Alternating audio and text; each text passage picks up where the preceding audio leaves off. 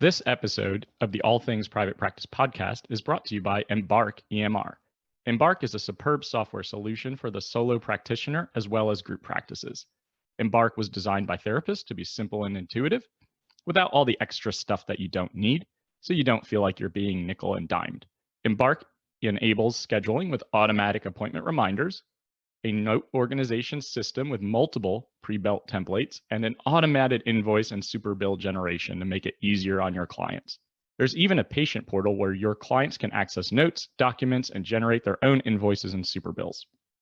Embark EMR is setting a new precedent in EMR functionality and affordability.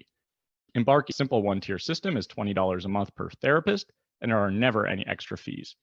Try Embark EMR today with a free trial at embarkemr.com. You can also use code ATPP for 20% off an entire year of Embark.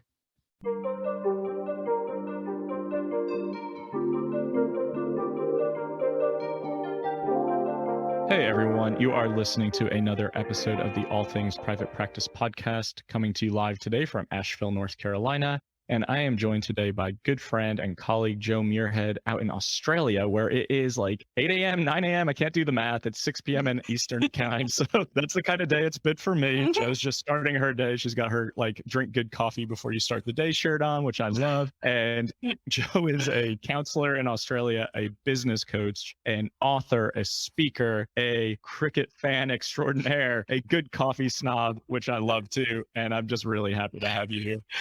Thank you. Thank you, Patrick. The coffee snob is possibly the thing that needs to go first on my list. Yeah. We could just have an episode about why you should drink good coffee and support small business, and we can just nix all the other conversation, and I'd be totally happy with that.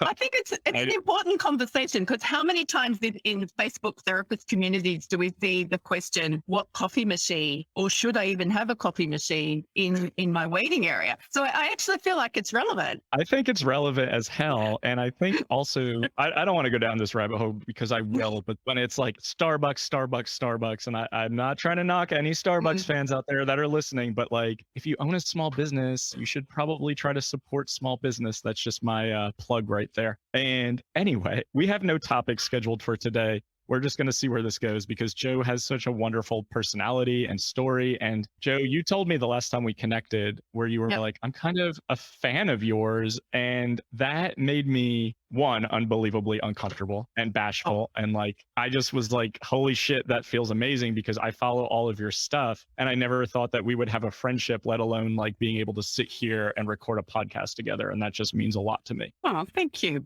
And I am. So some history to that, Patrick, is that I feel like the last couple of years have been a bit strange. And I had the opportunity to sit back and observe behavior more than participate in the world. And one of the things I noticed over the last couple of years was every 5 minutes, or basically every time I opened Facebook, it felt like there was more people claiming to be the next best business coach for health professionals starting out. And having done this work now, I'm into my 12th year, I've seen that the rise of those tides before. And some people last a day, some people last a week, some people last a couple of years. And I'm starting to get okay at picking where energy is going to flow. And I remember looking at your stuff and going, there's something different here, and started watching what you were doing and how you were serving people. And I went, he gets it. He actually gets what's going on and how health professionals need to be supported. And then I've just watched you go from strength to strength. So there's quite a few of us who are like on the Patrick bandwagon. And the other reason for that too is we need to pass the baton on. I've been doing this for a while. I worked out this week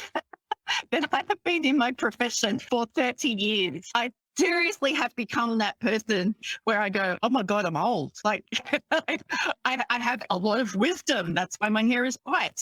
And we need to be passing the baton on to people who have new ideas, a new energy, a new way of thinking, because people of my generation, we've gotten us this far, and we actually need people with new ideas, new ways of thinking to take that baton and help add to the body of knowledge. And that is a really big part of my messaging. Is I am so freaking sick and tired of us talking about theories and methods of doing things that date back to World War One. So as an example, I'm a rehabilitation counsellor. Rehabilitation counselling was a profession that was developed after World War One because we had returning service personnel coming back, not dead, but incredibly maimed, and they needed some pathway to reintegrate back into life. We are still using the same biopsychosocial model of rehabilitation and community integration that was developed in World War One. And I just think, no, and I'm not saying it's bad. Maybe it's the most awesome thing and we won't ever find. It's the greatest of all time. We won't ever find another thing. But wouldn't it be nice if we as a profession had the time, energy, and financial resources to sit down and actually explore whether there might be something better now?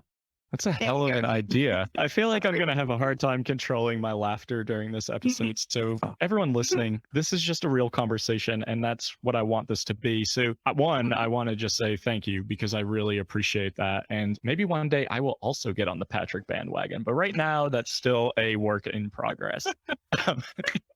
But that's such a good point because that feels so archaic, right? Like, not only, like you're saying, we need new faces, we need new energy coming into the field, not just of mental health and private practice care and therapy, but in entrepreneurship and coaching, because I think we either evolve or we kind of stay stagnant, and that doesn't serve us as we change, as our culture changes. And you're right, like a modality or a mentality from World War I, right? That's so interesting to take in, and realizing like that was 80 fucking years ago. Like that was a very long time ago, and we haven't really shifted. We have a situation in the United States that's developing with Counsel Pact, with counselors trying to unify so that we can work across state lines with clients who maybe they go home for college, maybe they just move out of state, but we have a rapport. And the fact that we're not licensed in those areas, that's really damaging to therapeutic alliance and relationship. And we still have people combating the notion that that should happen because it's not fair to them being licensed in one state. Not going to go down that road right now, but that's my newest gripe looking at that at my Facebook group right now. But you kind of are one of those pioneers, Joe, and one of the people who really started to work on this like entrepreneurial mindset coaching, especially with therapists. And I was amazed that most of this started in the United States, right? You didn't really start this in Australia. No, I didn't. So to give people some context, the population of Australia is less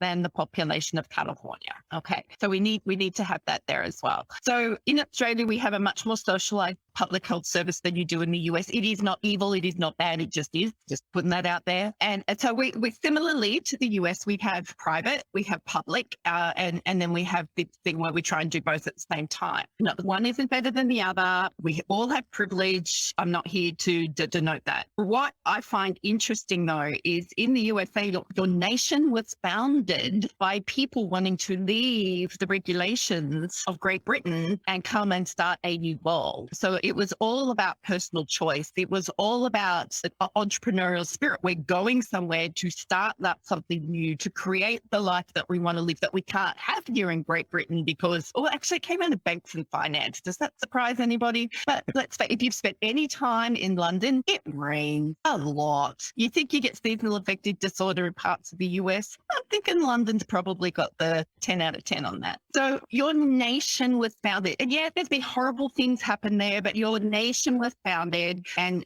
that's the spirit of how it was started and created. Here in Australia, my people came from Great Britain on convict ships. Quite literally, that is where my genealogy goes. I had family come out on either the first or the second fleet. We can't tell because nobody kept records on prisoners who were dying in those great big ships. We do understand there was a loaf of bread involved. How that got passed down the line, I don't know. So here in Australia, I didn't have the population of people to start with. So I'm quite opinionated. And those opinions are generally founded on me having done the thinking, done the work. I'm always more than happy to have somebody disagree with me, just do it kindly and politely. So here in Australia, I didn't quite have that same voice because I was starting to say things like private practice has a very real place in our healthcare. And people were like, shut up. No, you can't say that. Private practice is all about people who just want to make money off sick people. And I'm like, private practice has a genuine place in reducing the burden of the public health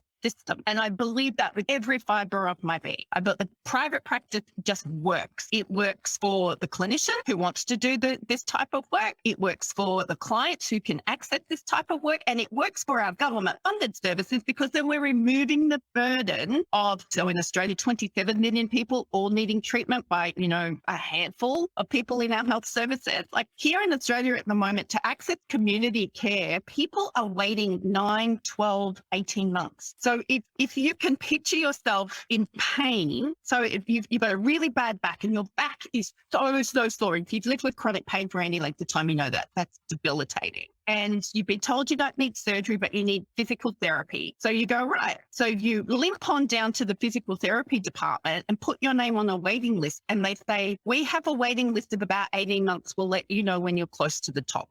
All right. You can go, excellent. Who do I know who knows a physical therapist in my local community who is going to get this pain resolved? Yeah. So I say the same thing for mental health professionals. And I used a physical example because I think with mental health professionals, we get so used to hearing ourselves in these stories that they lose some of their impact. But I know anyone who's lived with pain, we just don't think about putting our hand in our pocket to go and get that pain resolved. So the same thing is happening with mental health services.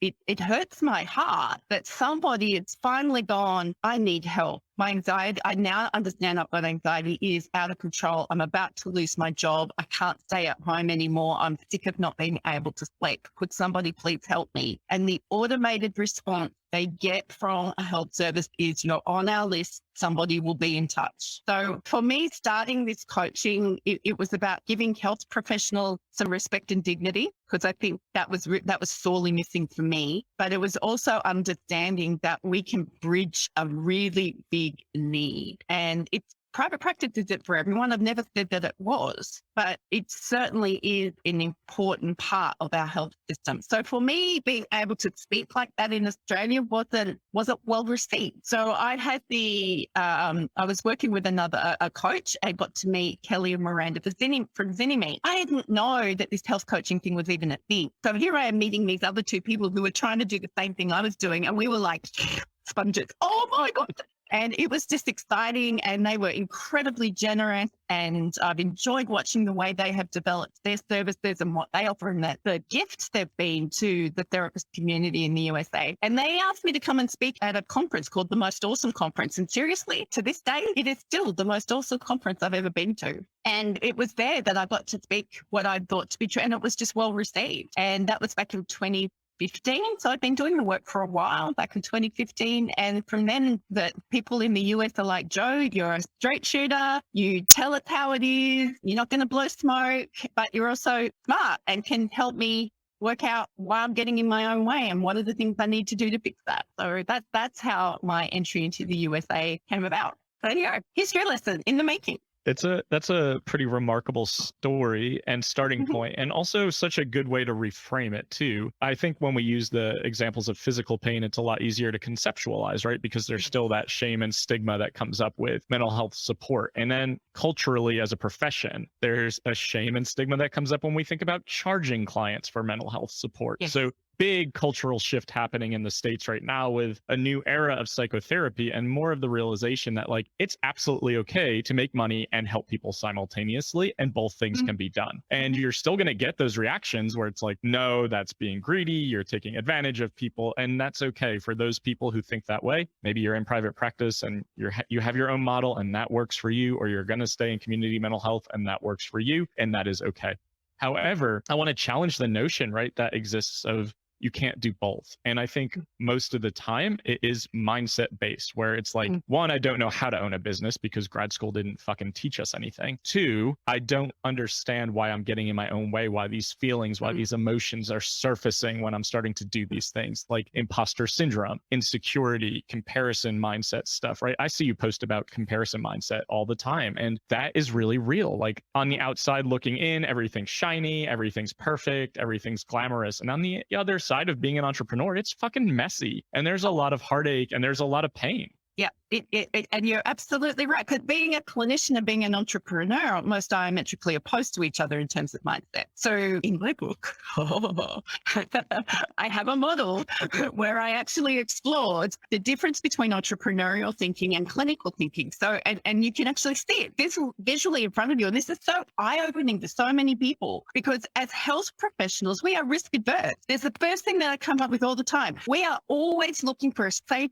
way for somebody to take a risk. That's what we're doing with clients. We want to make it safe for you to step outside your front door. We want to make it safe for you to feel confident to have that uncomfortable conversation. We want you to feel safe enough to practice your breathing or go to an EMDR session or talk about the fact that you've had nightmares for 20 years. So we're always looking to help people manage risk. Then on top of that, we have all this compliance-driven risk management. What license have you got? Where can you practice? Don't cross state lines. Make sure you're not doing anything out of your scope of practice. Don't call yourself a coach if you're going to do therapy. Don't call yourself a therapist if you're going to be doing coaching.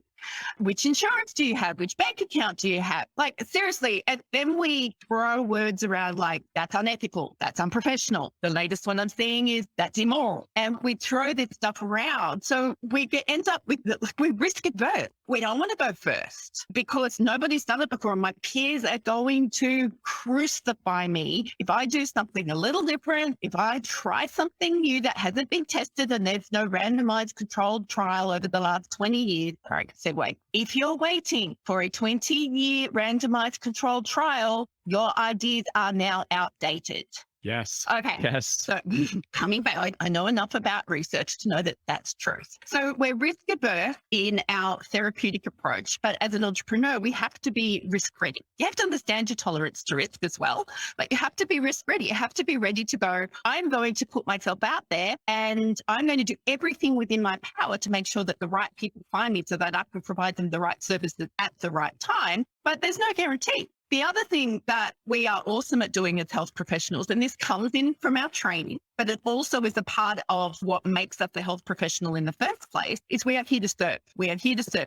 Nobody decides to go to grad school or, in my case, to university to become a health professional because their first thought is it's going to make me rich. There's almost that running joke in grad school and university that it's the exact opposite, that you don't get into this profession to make money. Yeah. And then there are schools, social work schools that I have had arguments with that are actually teaching newly minted social workers that if a person is in need, if they can't afford to pay, you provide them services anyway. So you basically need to martyr yourself. And that just really further conditions and just reinforces that belief of I have to give all of myself away to be in this profession. And the way that I'm paying myself back is the currency of emotional labor. And in reality, you can't pay your fucking bills with emotional labor. And you can't keep the lights on in your office with that. And you can't prevent yourself from burning out by taking on every single person that calls you. It's just not humanly possible. It is not humanly possible. So we cannot continue.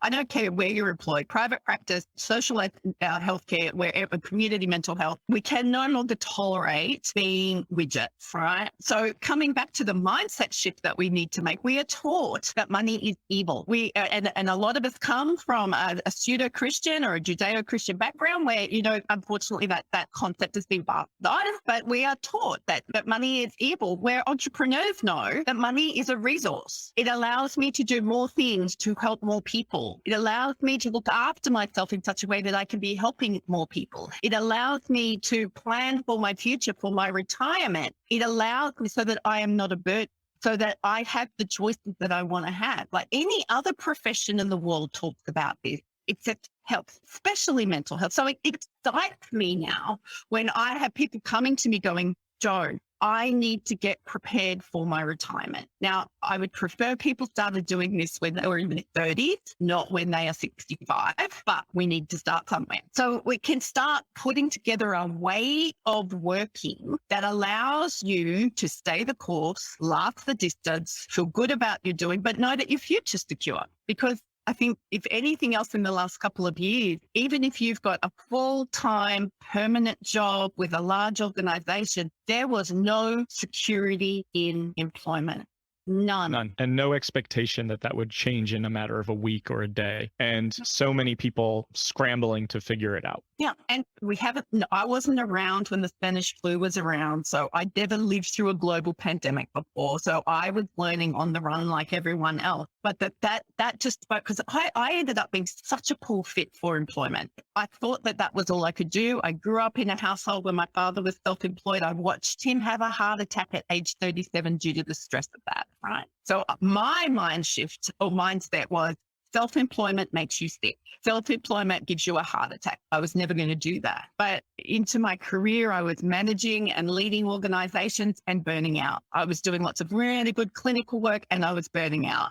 And it wasn't until I took control of my work life that I was able to go, private practice is the best way for me to look after myself. Now, that doesn't happen from day one. That's a process. But it has been, and I wouldn't exchange it for anything. If I couldn't be a health professional anymore, I would find another way of being employed or generating income without having to be employed somewhere. I'm just not a good fit for it. So there are a couple of differences between clinical thinking and entrepreneurial thinking. Agreed. Wouldn't even try to say it better myself. And I'm laughing right now because you're mentioning not being able to be employed. And I was talking with someone earlier about I was never manageable. Like once I realized that there was too much bullshit involved with like a punch the clock 9 to 5 situation, right? Like if I get my job done in 3 days, why do I have to be here these other 2 days? Like, I don't understand. Make it make sense for me. And I was always in middle management and leadership. And I'm sure people above me hated that. That was like, I don't understand why we can't do things this way or work this way. So I think for me, I could never go back to that lifestyle either. And I want to circle back to something you mentioned that really struck a chord with me, like the realization of you can do this work and you can help so many people by preventing yourself from burning out. So for me, no longer working as a therapist, I have about 3 or 4 clients left, and that's about all I'll ever take again. When I'm doing my practice building programs with 8 to 10 therapists from all over the country, helping them build their businesses, helping them work for themselves, then they get to help those 25 to 30 people on their caseload. And that trickles down and that trickles down, and that helps the community at large. So if we start to realize, like, once we get out of the one-on-one therapy world, if we want to, you can still help massive amounts of human beings by doing different types of work, because our skills are so applicable as mental health professionals in so many different ways. If we can just understand how often they can be used in entrepreneurship, in leadership roles, etc., and it doesn't have to look a certain way. Agreed. And it doesn't mean that everybody who has had a private practice for 20 minutes should become a practice building coach, because this type of work comes with its own challenges, and you'll get caught out if you haven't invested in doing your own work, in terms of addressing your own mindset and becoming skilled in things like markets. Everybody needs to learn how to market, or you don't want to call yourself a marketing coach, but you end up talking to people about marketing. But it's bigger than that. It really is this mindset piece. And I have never tried to sell my services on mindset, because people often don't want to buy mindset. They want to buy the result. So my process is, let me help you transform your business so you're working in a way that nourishes you and adds to the body of knowledge where you're earning the type of income that you want to earn. And the way I do that actually is irrelevant. But you know what? I'm going to do it by working on your mindset, but I'm not going to tell you that because you won't want to work with me. Right. Because the misconception is going to be that Joe is a life coach. And no offense to any good life coaches out there, but there's a big stigma, and understandably so. But if you're selling mindset, right, which is always when I come back to, what do I actually do? Because it's so much bigger than just like, I'll help you start a practice step by step. Like anybody can Google how to get a fucking employee identification number and like set up a bank account. But at the same time, it's not about the setup process. It's the fear, the anxiety, the insecurity of the I don't know what I don't know. And that terrifies me. And then the concern of, can I really make this a successful venture if I'm doubting myself so often? And how do I put that into words though? How do I sell that, right? And that, exactly like you're saying, is just packaging it differently, but understanding we're going to get to your desired result because it is mindset shifting and mindset work. And I think good coaching is all about someone who has done the work. Like you said, like you have to be able to show up and get into the thick of it and know what it's like to have struggled and doubted yourself and, question your abilities, because otherwise, how can you show up authentically for someone who's doing the same thing? Health professionals are smart. They see right through it. If you are not genuine, If you do not have a genuine solution to a genuine problem, you will get caught out. And because we're smart and we're skeptical, because we are always looking for the true currency of our work is trust. It is not the exchange of income. It is trust. Before a person opens themselves up to you as a clinician, they trust you. I had this consultation with an eye surgeon this week, and he met me. He was in a rush because he was in a rush, and he was walking in the room. As he was inviting me in the room, he pointed to a chair and he sat on the chair. And as I was sitting on the chair, he was walking in my personal space. All right. I actually put my hands up like a big stop sign. It said, "Before you get closer, please explain to me what you're about to do." So he was so caught up in his process, he'd forgotten. So I had no doubt that he's an excellent surgeon. Cannot remember why I was started to talk about that. Anywho, coming back, help me reorientate myself, Patrick. What were we talking about? Well, we're talking about skepticism and trust. Trust. So I didn't trust him. I did not trust him, even though I've seen him before, even though he's got all these letters after his name. It took me 8 months to get in to see this guy. So all the things were telling me he was an expert. Never try and sell me on your expertise. Don't really care. But he invaded me. Sorry. He invaded me and trust got broken. So if you're wanting to work as a coach or a consultant or a mentor, and you kind of, it's not about the imposter syndrome, because that's a whole different thing. But if you genuinely don't have anything to offer, please don't do it, because you're going to get caught out. There you go. That's the simple thing. And you don't all have to, if you want to get into this work, great, because we need you, but get into it not because you're so sick of therapy or as a way of getting over state line. Because to me, that's you don't even understand the nature of the issue if that is your whole reason for getting into coaching. But yeah, that trying to work out, how do I make this decision in a way that doesn't make me want to vomit, in a way that puts food on the table, in a way that I've got some peace of mind that knowing in 3 months' time when my cash reserves run out that I'm going to be okay. That's why people need you and I. And I'm not here just to go pat you on the back, Patrick, it's all going to be okay. It's all be okay. If you just believe it, if you affirm it, if you do 3 hours of meditation every morning, go for your jog, then do some yoga and write it out 1,000 times that you are successful. You actually need to have people like Patrick or myself in your life that are actually asking the difficult questions, which is, what are you doing to attract the types of clients that you want to work with? I'm saying my affirmations. What are you doing to attract the type? I have a Psychology Today profile. Fantastic. Can we have a look at it? Sure. I am a therapist. I work in Florida. I charge $150 a session. You don't have a Psychology Today profile. Okay, you're laughing. Do I need to shut up now? Because you are so spot on. I'm laughing because everything you're saying is so spot on. And I'm sorry, I'm not trying to make you stop talking, because I think what you're saying is so valuable. I am thinking of a legitimate comparison right now, because I taught a course on how to market and attract your clients and be authentic and write your content and all this shit. But I was using profiles on Psychology Today from therapists in Florida, because I was in Florida at the time, and they were so fucking bad. Like, I was just randomly Googling therapists near me in St. Pete, and I clicked on the first one in front of the group of therapists who was taking my stuff, and we're implementing what we're talking about, right? And I click on the first one, and I start laughing because it is so bad. Like, the picture is so off-putting. The verbiage is so bad. It's all about proving your competency. It's like a resume, as if I'm trying to sell the client on how many years, how many licenses, how many trainings I've gone to. And the client is like, who the fuck is this person talking to? I know it's not me.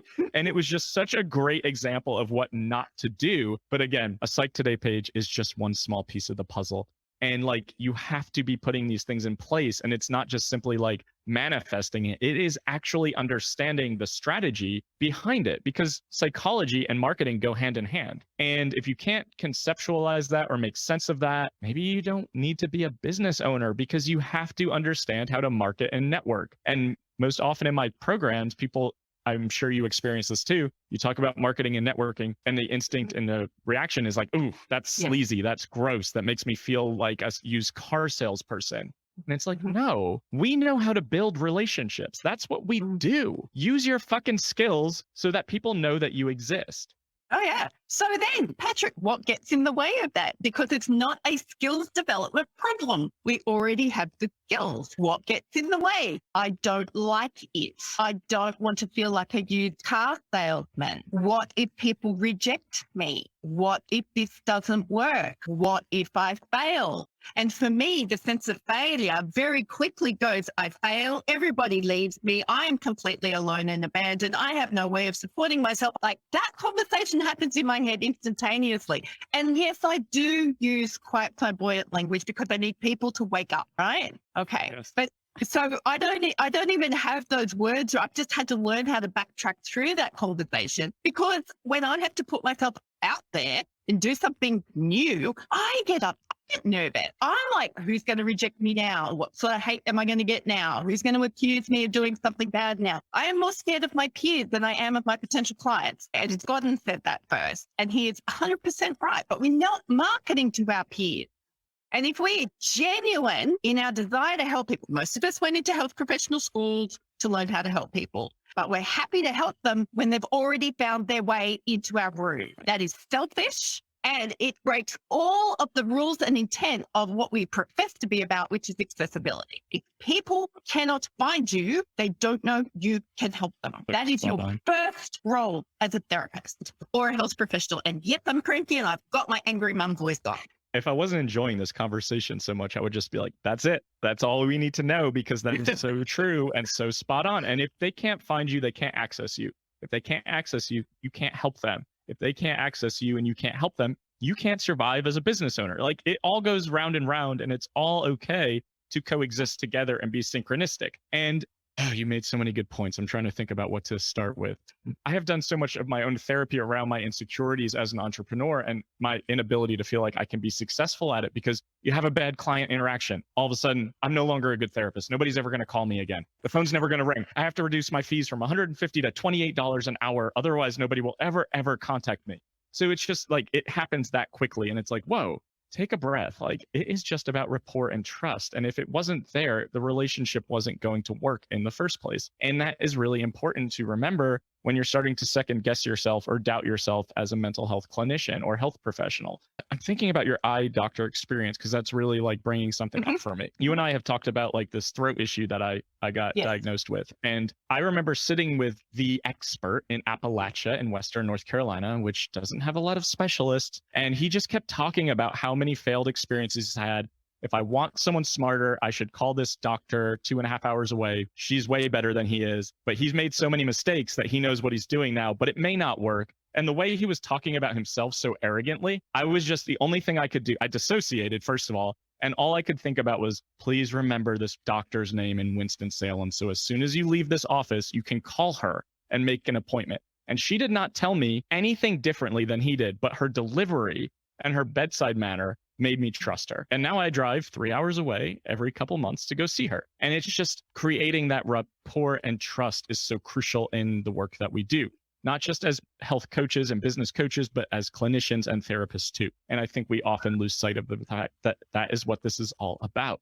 Our skills, as particularly mental health, and I don't care if you're a physical therapist, an occupational therapist, a speech pathologist, where you're dealing with people's mental health all the time, right? Your execution might be through mobilization of joints, but you actually have to treat a person who is in pain, and you can't separate the fact that they have feelings about their pain. So let's just put that out there. Okay. So the skills that we learn in terms of rapport building, in terms of how to have a conversation, in terms of social and emotional intelligence, bring me back to that point. We are using that every time we write a letter, every time we greet somebody at the door, every time we recruit, every time we have an interaction with staff, every time we go to a community event. Every time we pass through a drive-through and place an order for a burger. Like, these are skills that we take for granted that we are using every day. Unfortunately, health professionals put themselves in a box that goes, this is my clinical work and this is how I would present myself as a clinician. And then we put on our clinical work face and everything changes. We go back through stages of rapport development. Tick box 1. You may proceed to box 2. That's not how you have a conversation. Like, Patrick and I didn't even have a formula for what we were doing here today. I just had to suck that up and go, I trust empathy, trust. So if nothing else, like understanding that trust is the currency. So what are you doing to build trust. And it's not about just I have the right pieces of paper and the right disclosures. It's like, how do you help me to make sure that I can trust you with my most vulnerable part of myself right now, whatever that is for me. So on Monday for me, well, 2 days ago for me, it was my eye. Please don't come at me with that sharp implement until I know what you're going to do with it. Right? I get that you're busy. I get that you've kept me waiting 90 minutes. I will wait another 90 minutes if you need to go have a toilet break, like or a break, just so I can trust you. Right. One of the pieces of feedback I get, I have a couple of communities. So I have a mastermind group called the Daring Dozen. How cool is that? And then I have a group coaching group community called You, the Entrepreneurial Clinician. And I am so fierce about protecting those communities that people just don't say shit about each other in them.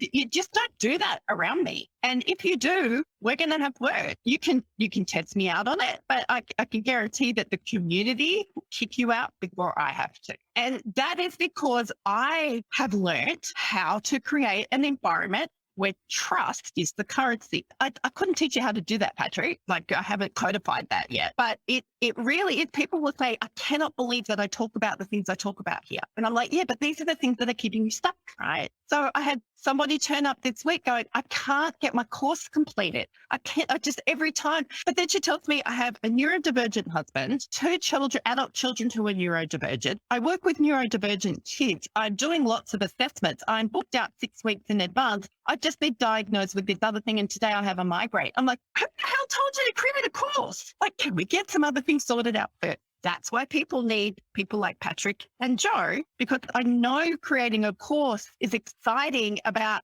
I'm not going to have to sit in a chair and see another client, but you don't understand the work that goes into that. And if you don't have the time and if you don't have the energy, more importantly, that thing ain't going to be finished. No, so I have many seen more great points.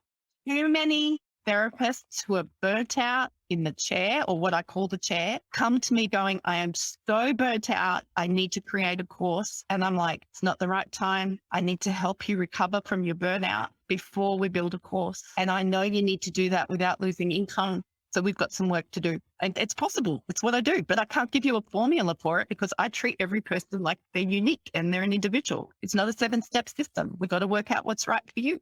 That's so powerful. And I agree. I mean, that's the way I approach coaching is it's got to be individualized. And maybe that person who's so burnt out needs to do some rate increases, change their populations, right? Attract clients that energize them again. Like there's so many things to go into that because so many people throw the word passive income around as if it's like very easy to do. That's one of my my buzzwords right now that really makes me cringe. And people don't see the behind the scenes effort and energy that goes into that piece as well. Yeah, I mean, you just made so many good points. I just really think that even with your group and the thing that you said, I don't know how to codify, it's you, right? It's like you're the person setting the tone, you're creating the culture. It's the way you show up. It's the way that you will show up authentically and boldly. And I think that's really important because I ask myself the why me question a lot. Why are people attracted to me? Why does my Facebook group maybe feel different than some others that exist? But it's got to be the way that you show up for the people that are in your communities, because not only are those people important to you, but those people are going to tell people about you, recommend you, etc. And you want good recommendations from people that you've helped and supported because their success is my success. At least that's my opinion. Mm-hmm. And I will be fiercely loyal to the people that I support and vice versa. And also to the profession, you know, and I just really respect that you just said all of that.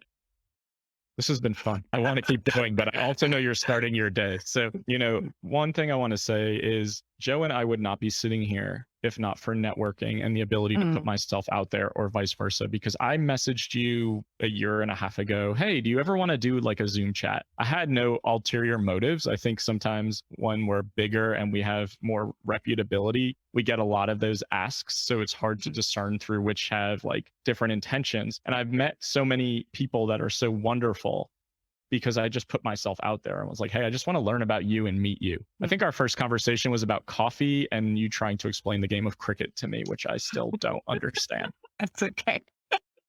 We do not have enough time for me to help you understand cricket right now.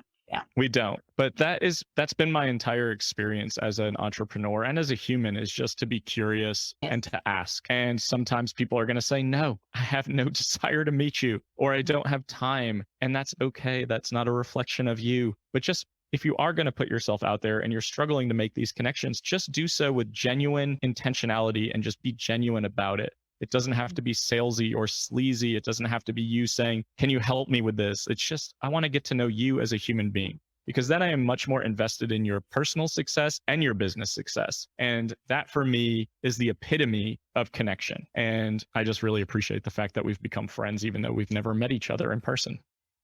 But Hawaii is changing that in the middle of the year, which is pretty cool. Can I just say, like, when you connected with me, because you're right, I do get a lot of requests and I try my best to respond to them with grace, even on days when it's just like, oh, please, not again. And then that's not anyone who's listening. What I want you to listen to is the way Patrick went about reaching out to me, which was, I have no ulterior motive here. I respect you. I like you. He learned things about me. So coffee and cricket. And the fact that you asked me questions about cricket was probably the clincher, because I was like, I could have this conversation forever. And nobody from the US, oh, actually, that's not true. I have 2 clients who will talk to me about the cricket. But nobody else, they just don't even know it's a thing. Too many people go like baseball. I'm like, oh, hell no. Can we stop saying that? But the fact that you worked out that I like my coffee that is not Starbucks, and I'm pretty militant about that, and that we could have a conversation about cricket made me go, I want to know this guy more. That is, and really that's the simplicity of building connection, which I think we really need to replace the word marketing with connection. Yes. How are we connecting with the people who need us that we can serve? How are we connecting with them? If we're going to use a vehicle like social media, how are we connecting with them? Because throwing out a graphic that's got too fine a print that people are trying to read on their mobile phones is not going to cut it. Spot on. We can talk all day about all this stuff. We could talk all day about the things therapists do wrong. Maybe we'll do another episode about that. But in all seriousness, this was really fun, and I'm really looking forward to seeing you in Hawaii in August. And honestly, I'd love to get to Australia sometime too, to meet you in that country, because I've never been and I really want to go. And that's even more incentive for me to meet you and your husband and Smudge. Smudge is my dog, in case anybody went, what the hell is that? It was my very first speaking engagement in the US, speaking to a front of a room full of Americans. And here in Australia, we have this phrase, and we go bush. I'm going bush for the weekend. So I would talk about people just going bush, and everybody did what you're doing right now at a conference where I was speaking at the front of the room, and they all laughed. I had no clue. So I kept saying it, going bush. We're going bush. We're not going bush. What's going on? And it took a lovely couple of women after, because in the end, I had to say, I have no idea what you're laughing at. No idea why that's so funny, but I really do need to move on. And then they interpreted it for me, and I blushed for about a week. So for us, that means we're going to go into the forest and enjoy being in tree and nature. So with all of these people doing amazing things with retreats and conferences and experiences and stuff, I mean, we can come to Australia and do that too. I just don't have the energy at the moment to be able to put one on. So if somebody wants to put their hand up and say, I'll put it on if you can help me organize it, hey, I'm your girl. Oh, apparently that role's already been taken and Patrick's going to make that happen. We just need to wait for the Australian government to open our borders to let you in. That sounds magical, and I will happily volunteer my time to do it, as I want to get to New Zealand to check out all my nerdy Lord of the Rings shit anyway. So cool. It's been a pleasure, and please just tell everyone where they can find you, because I'm sure people listening are going to want to work with someone like you. Yeah, excellent. Well, I have a website. It's J-O, Muirhead, M for Mary, UIRHEAD.com. It's a great example of what not to do. So there you go. And I've done that quite deliberately, and I do that quite deliberately. It has a lot of great SEO juice though, so we're not going to change. Anyway, another conversation. I'm on Facebook, Joe Muirhead. I am on Instagram. I'm also on LinkedIn, but I don't like visiting LinkedIn. The best way to connect with me at the moment is probably through Facebook, because that's where I spend quite a lot of my time. Every Friday, my time, Thursday, your time, I'm doing an Ask Me Anything live on Facebook, where I genuinely answering questions that people ask me. And once a month, I'm running a low-cost masterclass on expanding on some of those points. I have the group coaching, you the entrepreneurial clinician, is a group coaching community. There's space in that if you want to come along and be supported to implement, just get new information. I turn up to that community live 3 times a month. It's a big event at my time. And my commitment is to help people implement what they learn, because we're all full of head knowledge that is just, sitting on dusty bookshelves in our brains, and that's unhelpful. So that's why I created the group, because people needed a more cost-effective way of accessing coaching, and this works for both of it. So it's pretty cool, called You, the Entrepreneurial Clinician. Perfect. And we will have the links to all of that in the show notes. So if anyone needs that information, you'll have it. And again, I just want to thank you for coming on and making time. And it's just been a pleasure. And I'm really looking forward to continuing to connect. For everyone listening, new episodes of the All Things Private Practice podcast every Monday on all major platforms. Like, download, subscribe, share. And new motto is doubt yourself, do it anyway. We will see you next Monday. Thanks, Joe.